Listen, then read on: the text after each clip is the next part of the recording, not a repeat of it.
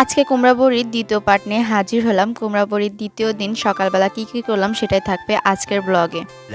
আসসালামু আলাইকুম, this is me Sweety from Sweety Malita. কুমড়ো বড়ি দিতে লাগছে কুমড়ো বড়ি, মাসকলাইয়ের ডাল এবং জিরা, কালো জিরা আর হচ্ছে পাঁচফোড়ন। আর সামান্য একটু লবণ কেউ দেয়, কেউ বা দেয় না। আব্বু সকালবেলা উঠে মাসকলাইয়ের ডাউলটা হচ্ছে মেশিন থেকে ভাঙায় নিয়ে আসছে। আগেকার মানুষ বাটতো, সেই সকাল ভোরবেলা উঠে শিলপাটায় বাটতো।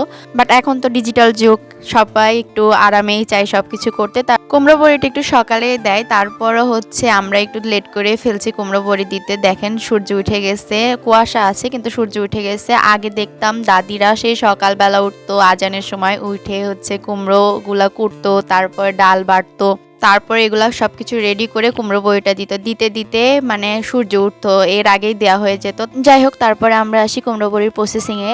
তারপর ওইগুলা ভালো করে মিক্স করে আমরা এখানে ফেনাইতেছিলাম। ফেনানো মানে একটু ফর্ম টাইপের হবে। তারপর এদিকে আব্বু হচ্ছে বারলি বানতেছিল, আমি আর আমার আম্মু এগুলো করতেছিলাম। ফেনানো হওয়ার বিষয়টা বোঝার জন্য আমি আর আমার আম্মু পরীক্ষা করতেছিলাম। যদি ফেনানো হয় তাহলে পানিতে ভেসে যাবে, যেমন আমার আম্মুটা ভেসে উঠছে, আমারটা ডুবে গেছে। আম্মুটা ফেনানো হয়ে গেছে, তার জন্য অনেক কষ্টে ফেনাতে মানে ফর্ম হতে হবে, যেন যে বললাম না পানিতে ভেসে ওঠে। আর সব থেকে ভালো বিষয়টা বোঝা যাচ্ছে, আমারটা কালারটা দেখেন একটু হলদেটে হলদেটে ভাব, আর আম্মুরটা সাদা। মানে আমি ফেল করে ফেলছি, এখনো করতে পারি নাই, আম্মু পাস করে ফেলছে।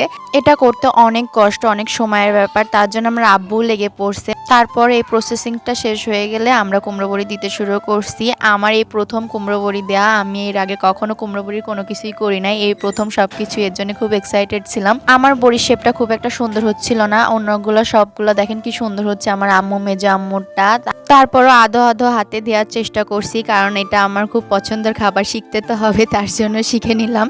মাশাল্লাহ বড়িগুলো অনেক সুন্দর হচ্ছিল। তারপরে বড়ি দেওয়ার বারলি শর্ট পড়ে গিয়েছে, এদিকে আমরা একটা শেষ করে রোদে দিয়ে দিয়েছি। তারপর এদিকে মেজো আম্মু আরেকটা বারলি বেঁধে দিতে লাগছে। এটা কিন্তু যদি ভালো করে রোদ পায় তাহলে 2 থেকে 3 দিন বা 4 দিন বড় জোর লাগে, শুকায় যায়। আমাদেরটা প্রায় শুকায় গেছে। তারপর আম্মু উল্টা করে দিয়ে রাখছে যেন পেছন পিঠটা ভালো করে শুকায় যায়। আজকে এই বড়িগুলো তুলছে, রান্নাও করছে। মাশাল্লাহ আমার মতোই আমার মেয়ে কুমড়ো বড়ি অনেক পছন্দ করছে। আজ এই পর্যন্ত, আল্লাহ হাফেজ।